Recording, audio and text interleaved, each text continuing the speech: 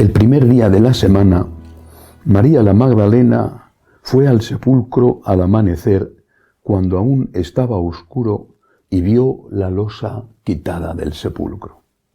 Echó a correr y fue a donde estaba Simón Pedro y el otro discípulo a quien Jesús amaba, y les dijo: «Se han llevado del sepulcro al Señor y no sabemos dónde lo han puesto». Estaba María fuera junto al sepulcro llorando. Mientras lloraba, se asomó al sepulcro y vio 2 ángeles vestidos de blanco, sentados, uno a la cabecera y otro a los pies, donde había estado el cuerpo de Jesús. Ellos le preguntan: «Mujer, ¿por qué lloras?». Ella les contesta: «Porque se han llevado a mi Señor y no sé dónde lo han puesto».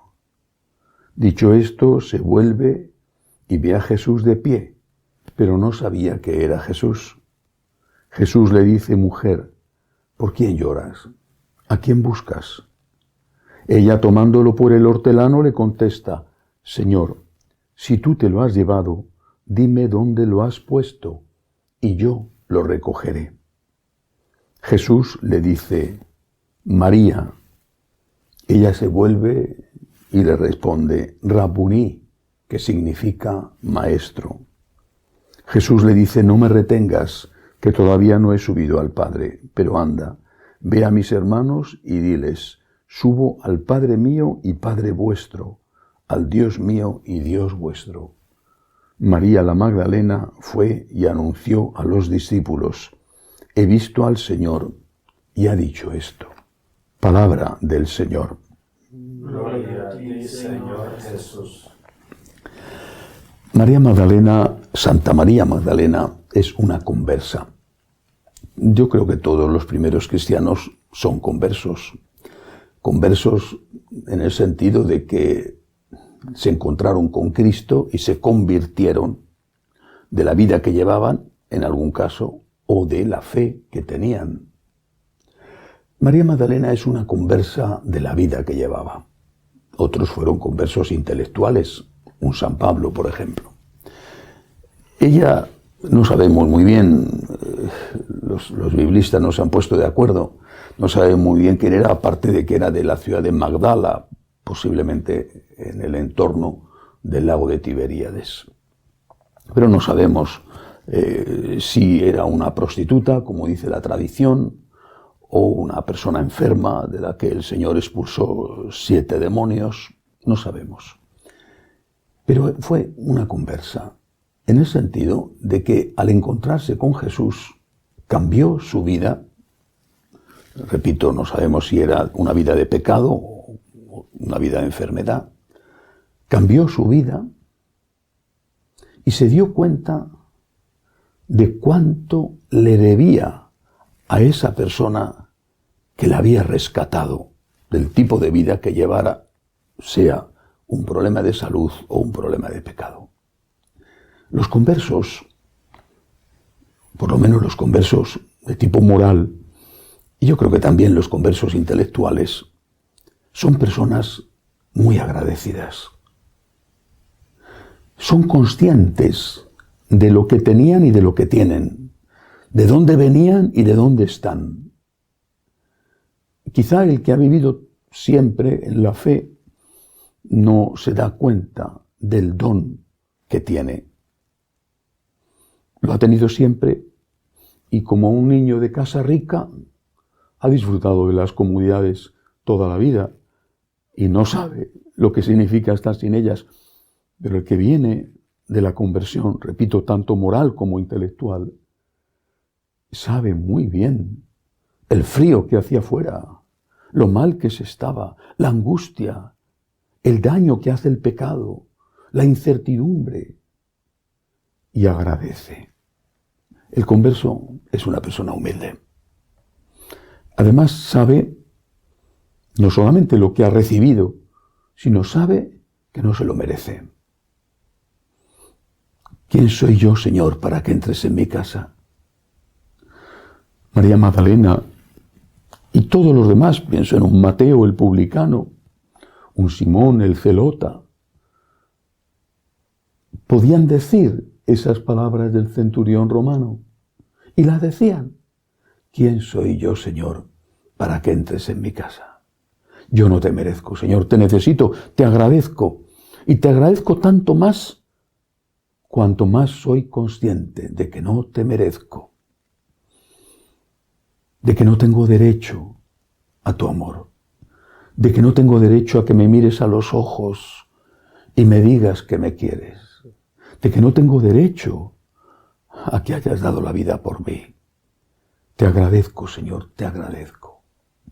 Esa es una característica del converso. Repito que a los que son cristianos de toda la vida, a veces, algunos por lo menos, les cuesta más trabajo tener. Y es algo que deberíamos de aprender todos.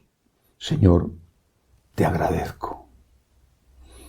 Y quiero que mi vida sea un himno de alabanza, un himno de acción de gracias.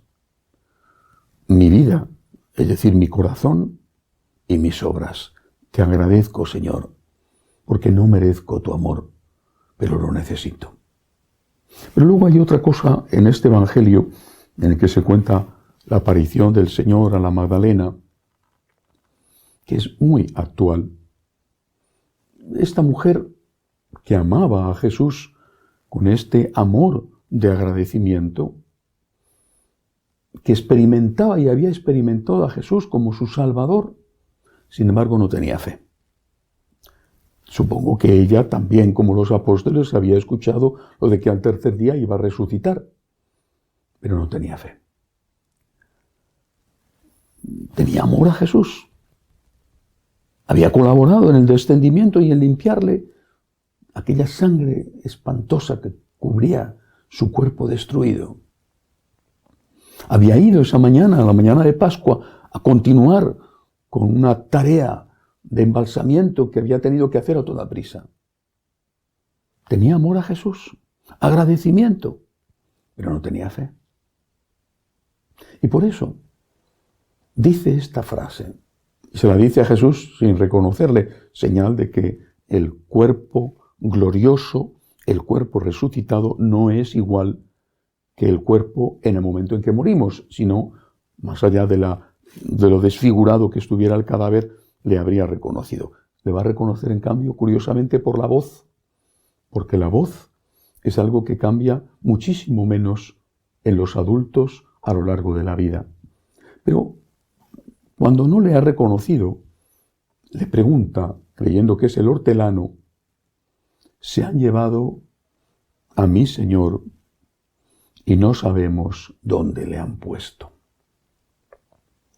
Esta es una frase que dicen muchos católicos hoy.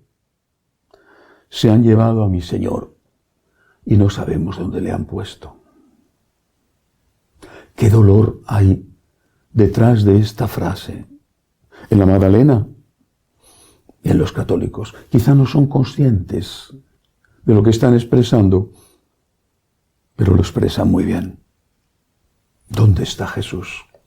¿Dónde está Jesús? ¿Dónde han puesto a Jesús? Estoy en contra de que hayan quitado los sagrarios de los templos. Dicen que lo mandaba el concilio. Pues yo no he visto en ningún documento del concilio que dijera que había que quitar el sagrario de los templos. Hay que dar importancia al altar, pero no por eso había que quitar el sagrario del templo. Cuando un fiel laico entra en una iglesia, que normalmente lo hace el domingo, la mayoría, ¿dónde está Jesús? En una capilla lateral, a veces incluso en un edificio aparte, en una capilla lateral pequeña, donde la mayor parte de esos fieles no van a entrar, no ven a Jesús. No ven la luz roja que ha existido toda la vida junto al tabernáculo y que indica que allí está Cristo. No ven a Jesús. Esto es solo un pequeño ejemplo. Y después en las predicaciones se habla muchas veces de todo, menos de Cristo, del amor a Cristo, del amor de Cristo, de la vida eterna. Se habla muchas veces de política, en un sentido o en otro. y de otras cosas que son importantes. La caridad, la ayuda a los pobres, todo eso. Pero ¿dónde está Jesús? ¿Cómo se inflama el corazón de esa persona para que ame al Señor y por amor al Señor ame al prójimo?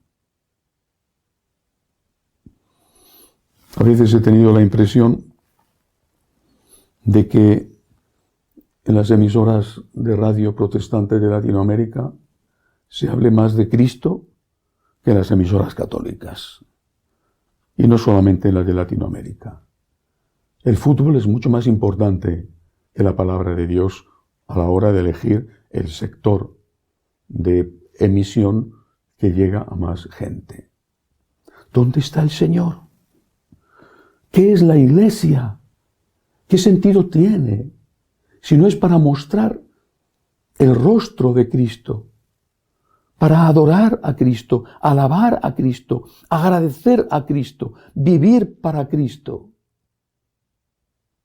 ¿Qué sentido tiene una iglesia humanista que ha olvidado que el objetivo por el cual fue fundada fue dar gloria a Dios?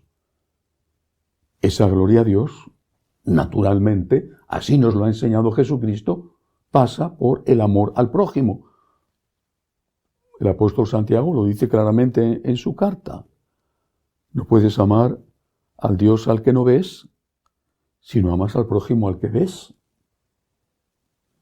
Pero olvidarnos de que lo primero es amar a Dios significa que dejamos a Dios por un prójimo que no conocemos y que al final ni Dios ni el prójimo, como sucede. Por eso, la pregunta de la Magdalena, que es la pregunta de millones de católicos hoy, de millones, es una pregunta que necesita una respuesta. Se han llevado al Señor y no sé dónde lo han puesto. Cristo está vivo.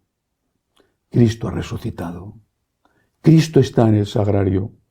Cristo está en la Eucaristía. Y Cristo está también en el hermano que necesita tu ayuda. Porque es Cristo el que te dice, he tenido hambre y me has dado de comer o no me has dado de comer. Pero Cristo está vivo en la Eucaristía para ser adorado, para caer de rodillas llenos de gratitud, para decirle al Señor con el corazón en la mano, sin ti, Señor, me habría hundido. ¿Qué sería de mi vida sin ti, Señor? Gracias, eternamente gracias, Señor. Que así sea.